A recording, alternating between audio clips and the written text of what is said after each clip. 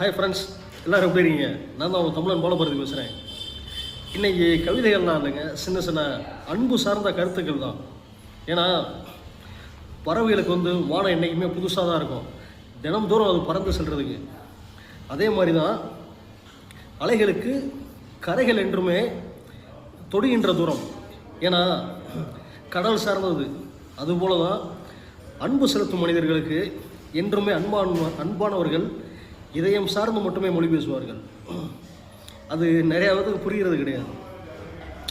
யதார்த்தமான வாழ்க்கையில் நம்ம ஒருத்தர் மேலே உண்மையை அன்பு செலுத்தினாலும் இப்போ உள்ள ஃபாஸ்ட் டு ஃபாஸ்ட் அப்படின்ற ஒரு விஷயத்தில் எல்லாத்தையுமே ஈஸியாக கடந்து போயிடுறாங்க. உண்மையான அன்பு தினம்தோறும் நிரூபிக்கப்பட வேண்டியதாக இருக்குது.